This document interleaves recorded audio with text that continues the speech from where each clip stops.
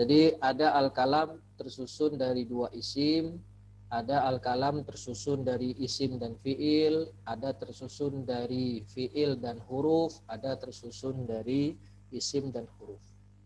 Kemudian ada al-kalam dibagi sesuai bi'tibari madlulihi, isi kandungan kalam. Ada dua, yang pertama ada khobar dan yang kedua ada al-insya. Khobar itu apa yang mengandung as-sidqu wal kadhib, sedangkan al-insya ma la yahtamilu as-sidqu wal kadhib. Dan itu al-insya ada macam-macam, ada an-nahyu wal amru wal istifhamu wal qasamu wal ardu dan seterusnya. Nah, sekarang kita masuk ke pembagian yang ketiga dari kalam, yaitu al-kalam bi'tibari al-isti'mal. Ya. Al-kalam bi'tibari al-isti'mal dilihat dari sisi penggunaannya. Nah, al-kalam dilihat dari sisi penggunaannya itu punya dua jenis. Yang pertama ada al-haqiqah dan yang kedua ada namanya al-majaz. Berarti kita masih membahas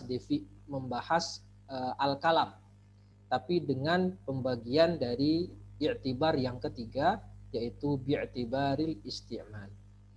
Nah, kita lihat apa kata penulis di sini, yaitu Imam Haramain Al-Imam Al-Juwaini Asy-Syafi'i rahimahullahu taala.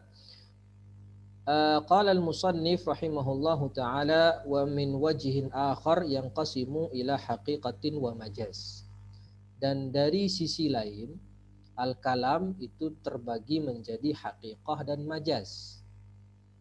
Fal haqiqatu ma baqiya fil isti'mali ala mawdu'ihi.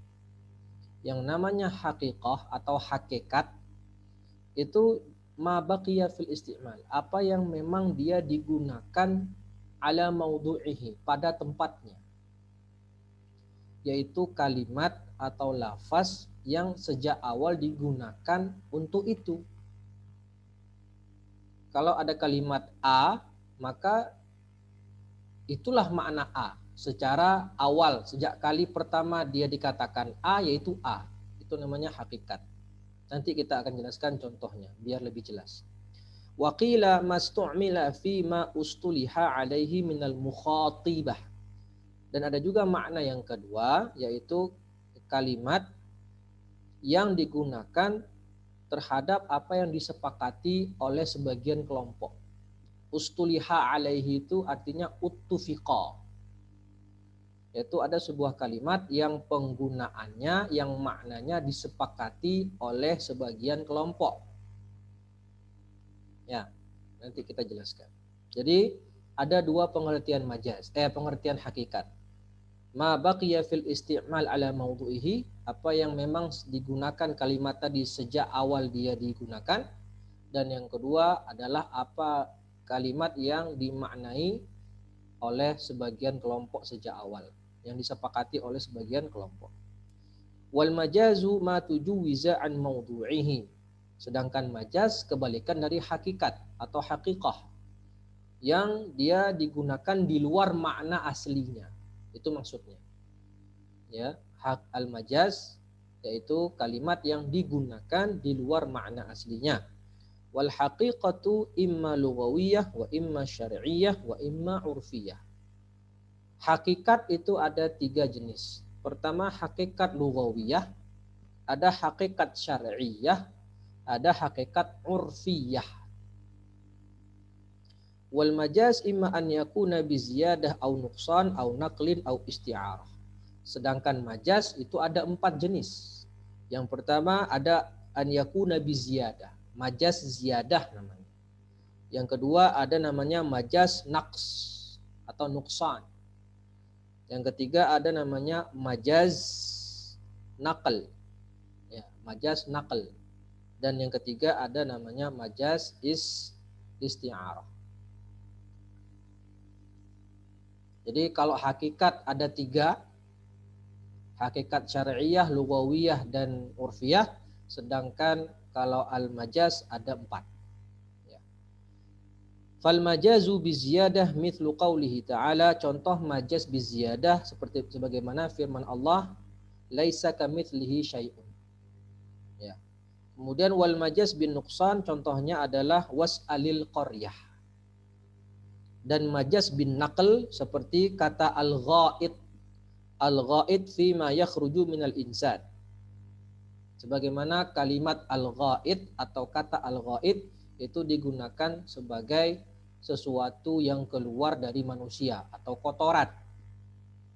Wal majaz bil isti'arah kaqaulihi ta'ala, sedangkan majaz isti'arah itu contohnya seperti firman Allah Ta'ala, jidaran yuridu an yanqadda.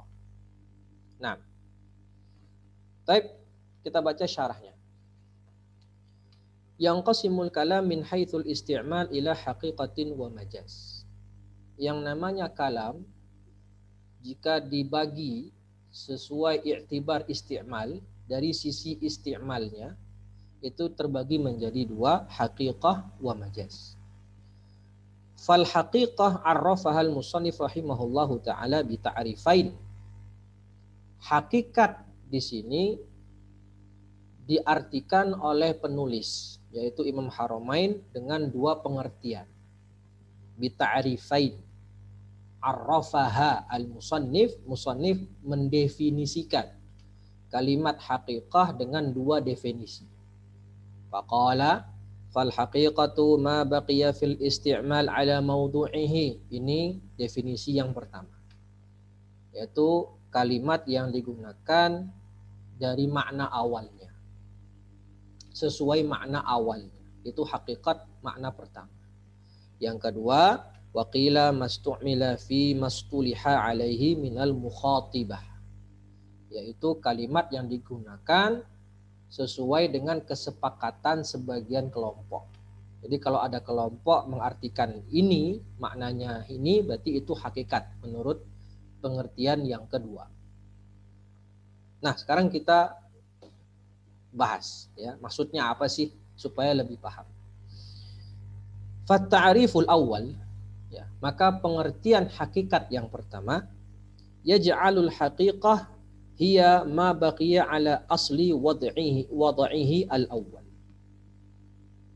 Pengertian yang pertama yaitu menjadikan hakikat sebagai hiya ma baqiya ala asli, yang mana maknanya itu sesuai makna aslinya yang diletakkan pertama kali. Contoh, fal asadu wudi'a lil hayawan al-muftaris.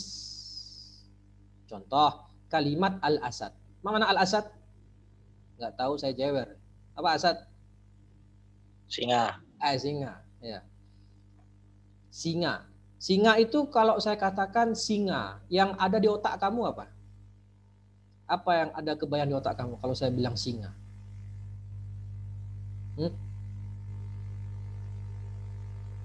Apa? Hewan. Hewan kan? Ya. Ini hakikat apa majaz? Hakikat. Hakikat. Taib. Fanaqalahu lirrajul asyuja' laisa haqiqatan.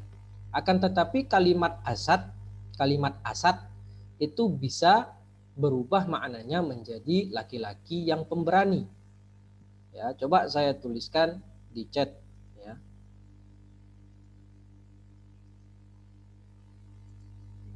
Misalnya ada kalimat begini.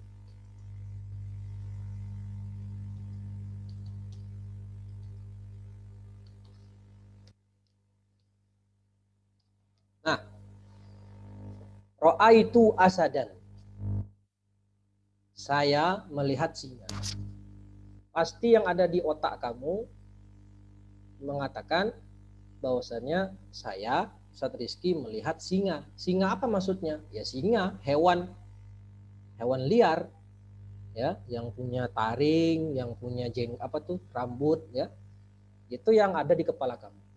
Ini namanya apa? Ini namanya hakikat. Kenapa? Karena lafaz asad, kalimat asad itu memang sejak awal digunakan untuk menunjukkan kalau itu adalah hewan muftaris, hewan liar, hewan buas. Muftaris itu artinya buas. Ya, hewan yang buas. Tapi kalau saya tulis begini.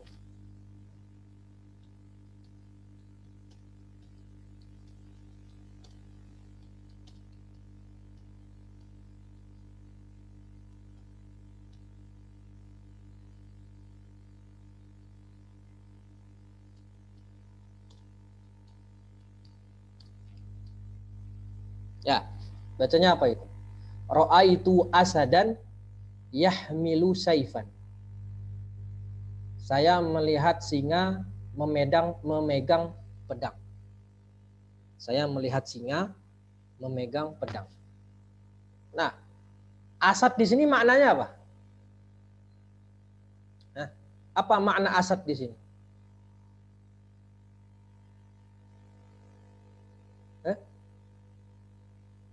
Apa makna? Laki-laki.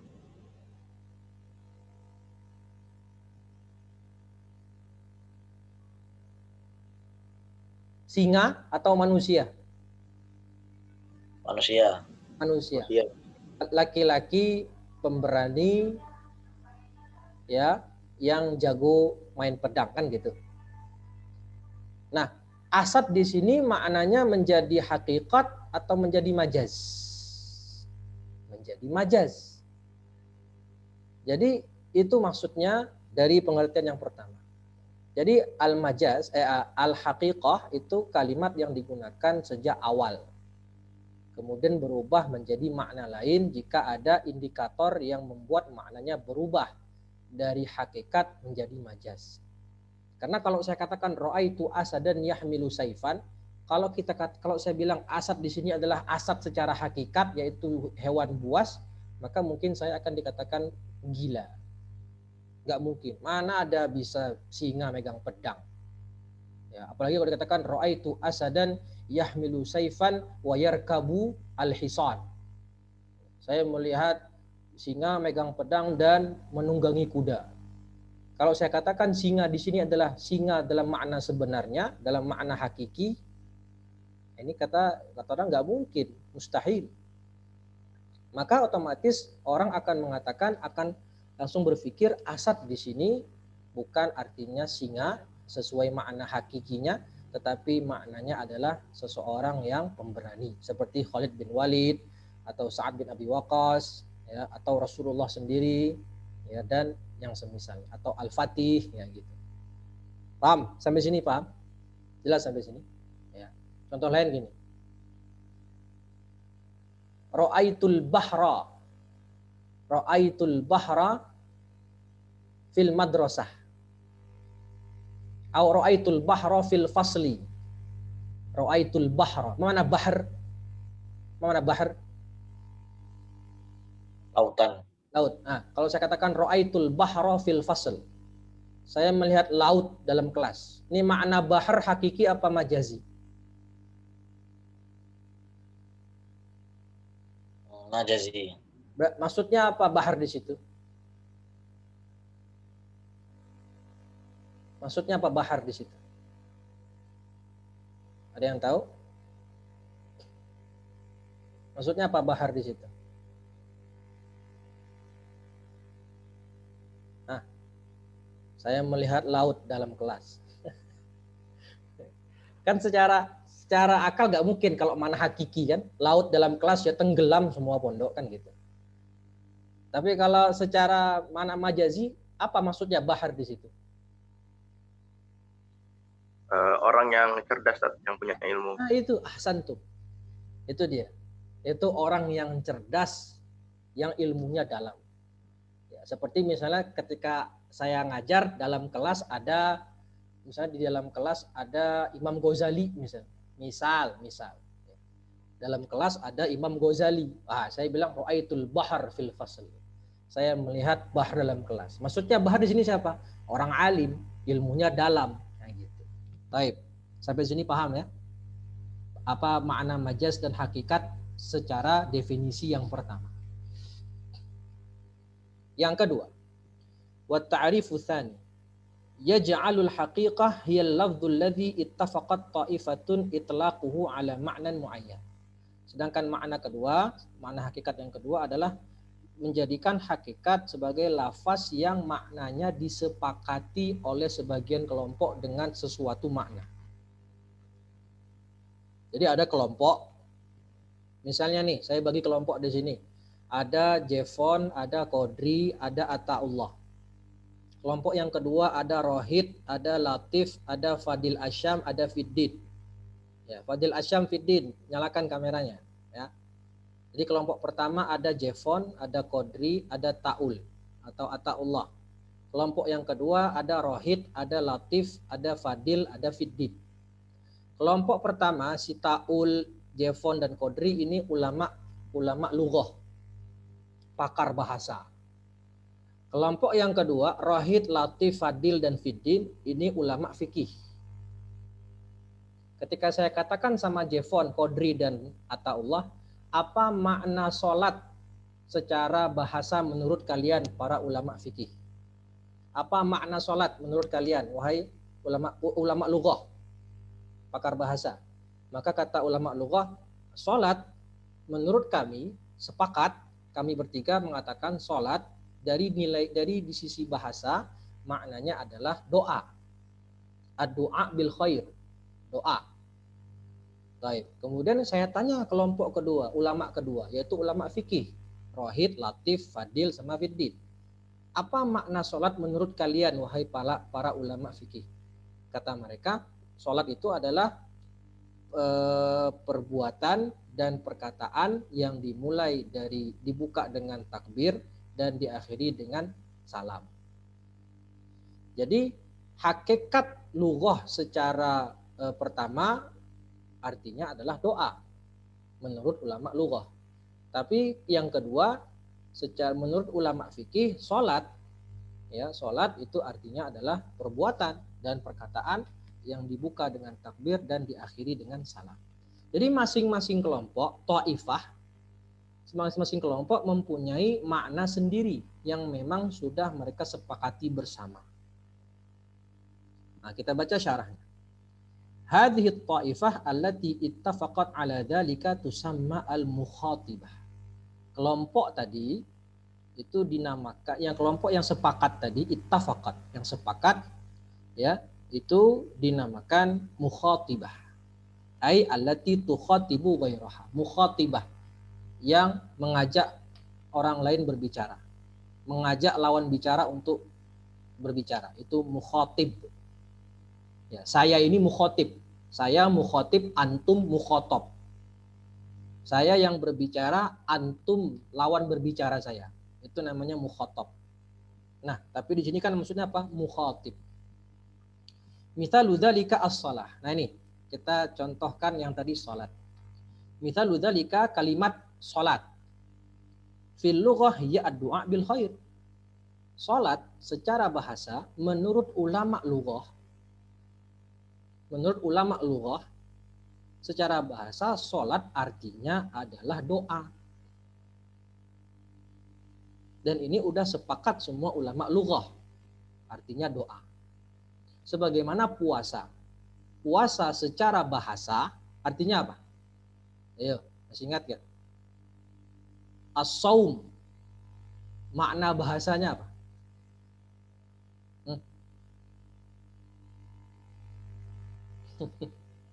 Apa? As-saum, lughatan ma'nahu madza? Al-imsak, menahan. Ya, al-imsak, menahan. Nah, salat makna bahasa artinya ad-du'a'u bil khair. Lakinnal fuqaha ittafaqu ala anna ma'na shalah wa aqwalun wa af'alun muftatahatun bit takbir mukhtatamatun bit taslim. Sedangkan fuqaha, kelompok yang kedua seperti tadi Rohid, Latif, Fadil dan Fiddin mengatakan salat itu maknanya bukan doa. Makna salat secara menurut ulama fikih yaitu perbuatan dan perkataan yang dibuka dengan takbir dan diakhiri dengan salam. Fasara hadzal ma'na alladhi ittafaqa 'alaihi al-fuqaha haqiqatan syar'iyyah. Maka makna yang tadi diucapkan oleh ulama fikih itu makna salat secara hakiki. Tapi hakikatnya apa? Hakikat syar'iyyah. Sedangkan makna sholat secara bahasa artinya ad-du'a bil khair itu makna hakiki lakin haqiqah lughawiyah. Tapi sama-sama apa? Sama-sama hakikat. Sama-sama hakikat, cuman jenis hakikatnya beda. Kalau kata ulama lughah itu hakikat lughawiyah, kata ulama fikih namanya hakikatun syar'iyyah. Baik. Ya. Ma'annahu laisa huwal ma'na al-awwal. Padahal salat yang dikatakan oleh ulama fikih ini aslinya kalau kita pakai definisi yang pertama itu bukan makna pertama atau bukan makna sholat yang sejak awal diinginkan. Sebagaimana kalimat asad tadi. Kalimat asad awalnya digunakan untuk hewan liar, tapi digunakan untuk laki-laki pemberani. Jadinya majaz. Tapi kalau di sini sholat sama-sama hakikat, bukan majaz. Sebagaimana pengertian ulama fikih. Tapi hakikatnya apa? Hakikat syar'iyyah. Ma'anna laisa huwal ma'na al-awwal alladhi wudi'a lahu lafdhus shalah. Meskipun lafaz salat di sini bukan lafaz yang maknanya dimaknai sebagai makna awal sejak salat itu diletakkan makna lafaznya. Jadi konsekuensi dari pengertian pertama berbeda dengan konsekuensi dari pengertian hakikat yang kedua. Ingat lagi tadi hakikat pertama apa pengertiannya? Yaitu makna yang digunakan sejak awal penggunaan. Lafaz aslinya. Itu hakikat pengertian pertama. Hakikat pengertian kedua yaitu makna yang digunakan yang disepakati oleh sebagian kelompok terhadap maknanya sesuatu. Terhadap makna disesuaikan dengan makna yang diinginkan oleh kelompok tersebut. Nah, masing-masing definisi itu mempunyai konsekuensi yang berbeda. Kita lihat konsekuensinya di bawah. Wabittali, oleh karena itu, naqulu qaunis shalah hiya du'a haqiqatan ala ta'rifil awal. Konsekuensinya dari pengertian hakikat pertama, maka kita katakan bahwasannya sholat makna hakikatnya adalah doa. Jadi sholat menurut pengertian definisi hakikat pertama, sholat itu maknanya adalah doa. Itu makna hakiki. Wa ja'alaha isman li aqwal wal af'al muftatahatun bit takbir sampai seterusnya ila akhirih laisa haqiqatan bal majaz. Dan pengertian sholat sebagaimana yang dijelaskan oleh ulama fikih, af'al wa aqwal muftatahatun bit takbir wa muhtatamatun bit taslim, itu artinya majaz. Bukan hakikat lagi. Kenapa? Karena sholat makna aslinya doa. Kemudian diartikan sholat sebagai perkataan dan perbuatan bla bla bla. Sebagaimana pengertian ulama fikih itu berarti majaz. Bukan makna hakikat. Menurut definisi yang pertama. Paham? Mudah ngewarason. Mudah banget. Harus minum kopi. Minum kopi dulu. Jadi di sini kita ada dua definisi. Masing-masing definisi mempunyai konsekuensi yang berbeda. Paham ya? Jadi kalau menurut definisi yang pertama, yang mengatakan yang namanya hakikat adalah makna asli dari lafaz, maka sholat makna aslinya apa? Tadi, makna asli sholat apa? Doa. Ya kan? Terus dikatakan sholat itu maknanya perbuatan dan perkataan bla bla bla. Sebagaimana kata ulama fikih. Maka lafaz sholat yang kedua ini bukan arti sholat secara makna hakiki, tapi makna majazi. Ya, ini konsekuensi dari pengertian yang pertama. Sebagaimana contoh puasa. Puasa itu secara bahasa artinya apa? Secara hakikat, makna hakikatnya apa puasa? Al-imsak. Ya kan? Tapi kalau diartikan puasa adalah menahan lapar dan menahan diri dari makan dan minum dan dari hal-hal yang membatalkan lainnya. Maka ini puasa maknanya majazi atau majaz. Karena makna saum di awal adalah al-imsak, bukan menahan dan bla bla bla. Jadi ini menurut konsekuensi yang pertama. Tetapi kalau konsekuensi dari pengertian hakikat yang kedua, wa ala ta'rifi tsani yakunu ja'lus shalah isman lil aqwal wal af'al ila akhir aidan haqiqah. Li'annahu ma'nan ittafaqa alaihi ta'ifatun mukhtassatun minan nas. Sedangkan definisi yang kedua, konsekuensi dari pengertian hakikat yang kedua, maka sholat yang diartikan oleh ulama fikih bahwasannya dia perkataan dan perbuatan dibuka dengan takbir dan diakhiri dengan salam, itu hakikat juga namanya, bukan majaz, hakikat juga. Kalau tadi kelompok pertama, pengertian pertama, sholat dengan makna ini artinya majaz, tapi di pengertian yang kedua konsekuensinya bahwasannya sholat dengan makna ini artinya adalah hakikat. Sama-sama hakikat, nggak ada majaz.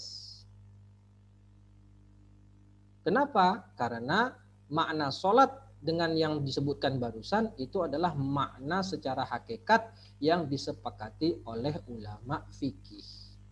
Namanya haqiqatun syar'iyyah. Haqiqatun syar'iyyah. Dari sini mana yang lebih mudah dipahami? Pengertian pertama apa pengertian kedua? Kalian lebih paham mana? Hakikat dengan makna pertama atau dengan makna kedua?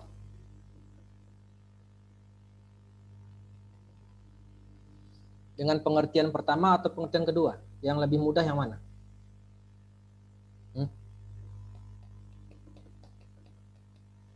Jawab dong, diam aja.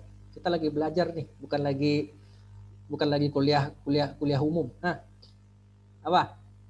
Kalau saya yang kedua tadi. Yang kedua. Baik, sekarang saya tes ya. Saya tes. Kamu paham apa enggak? Kayak apa contohnya? An-nikah. Oke. Yang gampang aja an-nikah. Bisa kalau udah soal nikah cowok-cowok tuh langsung melek gitu. An-nikah. An-nikah secara an-nikah lughatan. Ya, kalau kita bahas an-nikah lughatan itu artinya ad-dhammu wal jam'u. Mengumpulkan, menggabungkan. Ya. Baik. Secara istilah atau syar'an an-nikah adalah aqdun ya yaqtadi ibahatul wat'i. Aqdun yaqtadi ibahatul wat'i bilafzin inkah atau bilafzin tankih. Kan gitu. Baik. Ada akad yang berkonsekuensi pembolehan jima dengan lafaz nikah atau dengan lafaz zawaj. Baik. Nah, sekarang saya tanya. Dari dua pengertian yang tadi kita baca. Nikah menurut syariat yang tadi akdun bla bla bla, menurut pengertian hakikat yang pertama itu majaz apa hakikat? An-nikah bima'na aqdun yaqtadi ibahatul wat'i bilafzi tankih atau bilafzi at-tazwij. Ini secara pengertian hakikat pertama itu maksudnya hakikat apa majaz?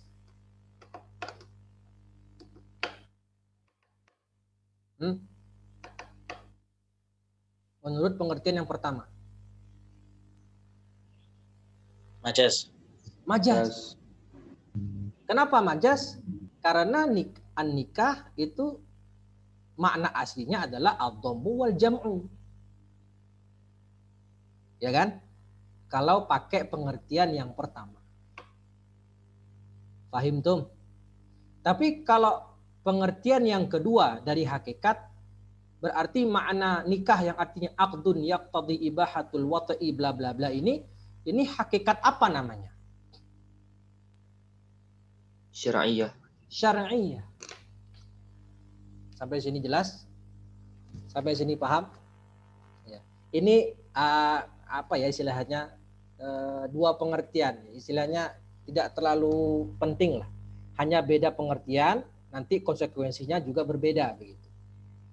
Maka dari sini kita tahu pengertian hakikat dengan makna yang kedua lebih umum daripada pengertian hakikat dari makna pertama. Kenapa? Karena hakikat dengan makna yang pertama itu hanya khusus hakikat makna yang pertama doang yang diletakkan sesuai aslinya. Sedangkan hakikat dengan pengertian yang kedua lebih umum. Kenapa? Bisa hakikatnya menjadi dua, bisa hakikat lugawiyah, bisa hakikat syar'iyah, bisa hakikat urfiyah. Baik. Selanjutnya, fayakunu ta'rifu tsani a'ammu minat ta'rifil awal. Maka pengertian yang pertama lebih umum daripada pengertian yang kedua lebih umum daripada pengertian yang pertama. Di anna ta'rif al-awwal yaj'alul haqiqah munhasiratun fil lughawiyah faqat. Karena yang namanya pengertian yang pertama, pengertian hakikat yang pertama itu hanya menjadikan hakikat munhasirah, terbatas pada lughah saja. Jadi kalau dia makna lughah itu berarti hakikat. Tapi kalau makna syar'i itu namanya majaz. Kayak tadi salat, makna lughatannya apa? Doa. Itu hakikat. Tapi kalau salat makna syar'inya apa? Aqwalu af'al muftatahatun bit takbir wa muftatahatun bit taslim. Ini artinya majaz. Jadi menurut pengertian pertama, hakikat itu hanya makna lughah saja, sedangkan makna syar'i namanya majaz.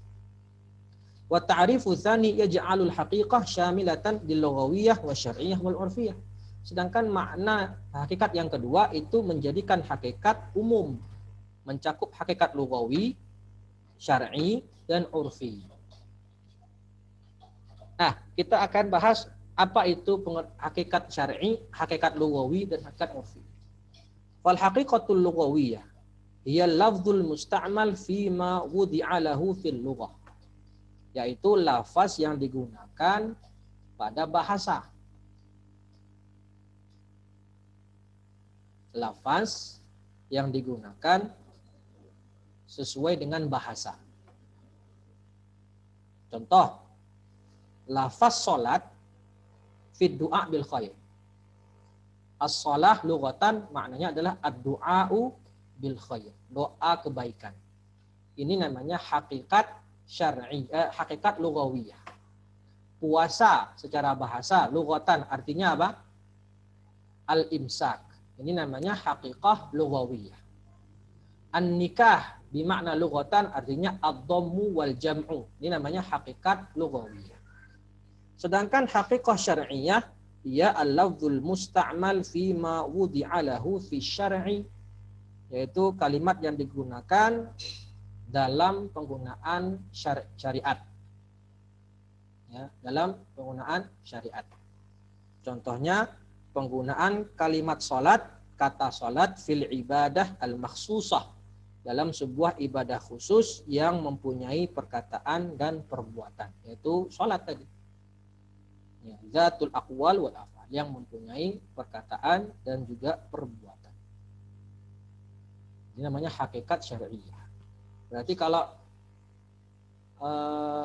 apa tadi? An-nikah maknahu syar'an ibahat aqdun yaqtadi ibahatul wat'i bil lafzi tazwij atau bil lafzi tankih. Nah, ini namanya an-nikah secara hakikat syariah. Baik. Sedangkan hakikat urfiyah, tahu urf enggak? Apa itu urf? Apa itu urf? Apa urf itu apa? Tahu uruf enggak?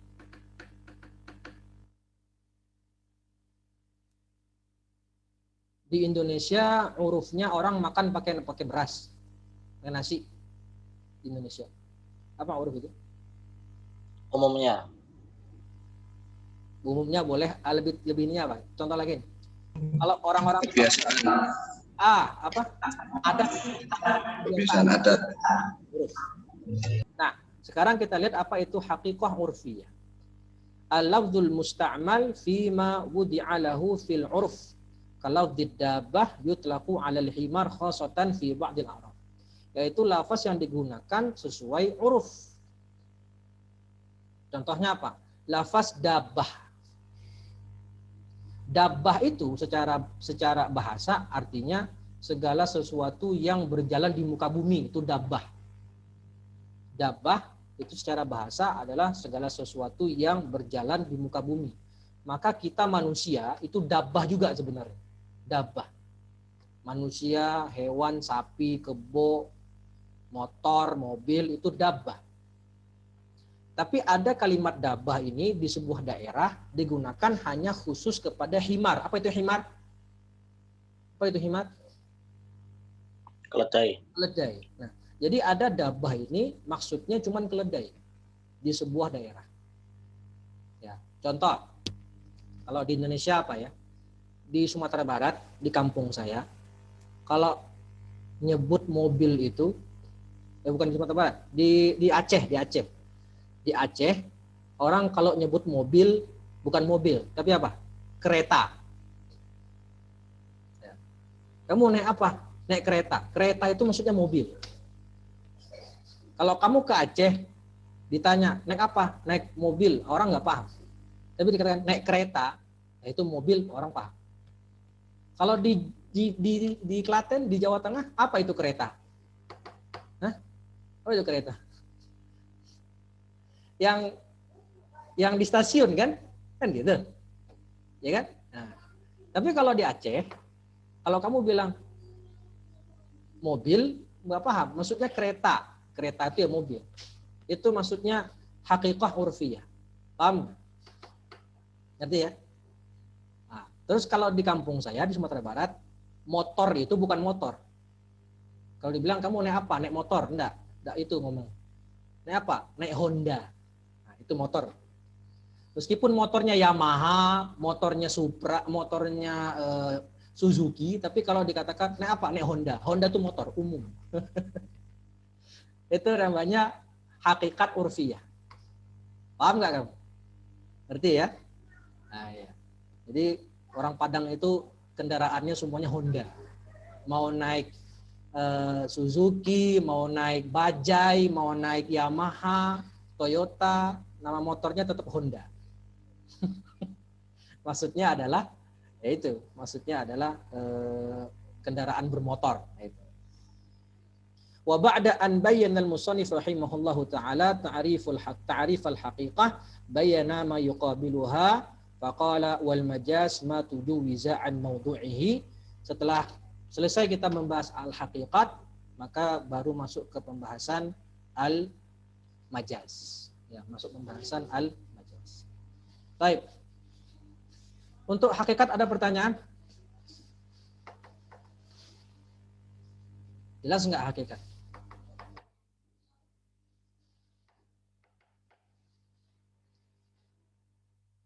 Contoh hakikat di Indonesia contohnya apa? Kayak contoh hakikat wal majaz.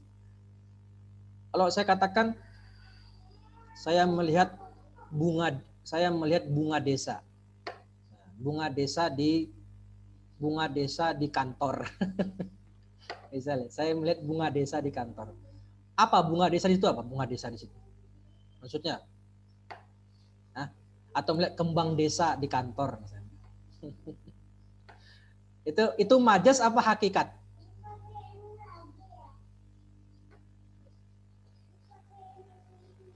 Itu apa? Majaz. Majaz. Ya, itu artinya apa? Majaz. Nah, ya seperti itulah contoh majaz dan hakiki. Ya, majaz dan atau hakikat wal majaz. Nah, ada pertanyaan? Mau lanjut ke majaz apa stop dulu? Skip pekan depan. Sudah jam 7.25 soalnya ini. Nah, ma ra'yukum ya ikhwan? Stop di majaz dulu atau lanjut lanjut? Ana ikut ini aja, ikut musyarakah antum aja. Lanjut apa stop? Ma ra'yukum?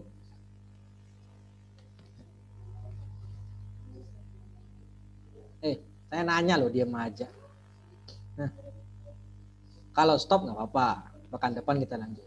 Kalau lanjut, oke. Antum ada jadwal sekarang ya? Yang pertama ada? Ada KBM? Ada nggak? Kodri. Jawab saya Kodri. Indakum maddah. Ada jam pelajaran pertama?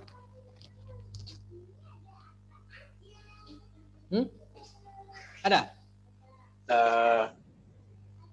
Harusnya 7.30 udah KBM tapi nggak tahu, nanti belum lihat. Oh gitu. Tapi apa kalau teman-teman pengen lanjut? Ada KBM nggak? Kalau ada KBM saya nggak mau, ya, karena nanti mengambil hak ustadz yang ngajar di jam pertama. Ada kan ya? Ada nggak? Ada ya? Mungkin cukup aja tadi. Baik. Cukup saja supaya nggak ini takutnya nanti kebanyakan materi otaknya panas. Nah, insyaallah kita lanjutkan di pertemuan berikutnya, kita khusus membahas majaz insyaallah, dan langsung masuk ke al-amr besok berarti, karena majaz tidak banyak, dan nanti masuk ke pembahasan al-amr insyaallah ta'ala. Baik para ikhwan sekalian yang dirahmati Allah Subhanahu wa taala, kita akhiri pertemuan pada pagi hari ini. Semoga bermanfaat, dan kalau ingin mengulang ada rekamannya insyaallah. Saya bisa kembalikan ke MC Jevon. Fadhal.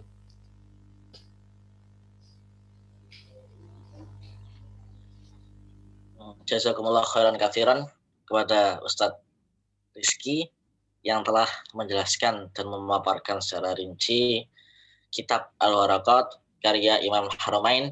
Semoga ilmu yang beliau berikan mendapat bermanfaat bagi kita dan juga berkah, dan juga menjadi amal jariah dari Ustadz Rizky sendiri. Mungkin langsung saja kita akhiri pertemuan pada pagi hari ini dengan bacaan hamdalah dan doa kafaratul majelis. Alhamdulillahirabbil alamin. Amin. Subhanakallahumma wa bihamdika asyhadu an la ilaha illa anta astaghfiruka wa atubu ilaik. Syukran. Afwan apabila ada salah kata. Assalamualaikum warahmatullahi wabarakatuh. Waalaikumsalam.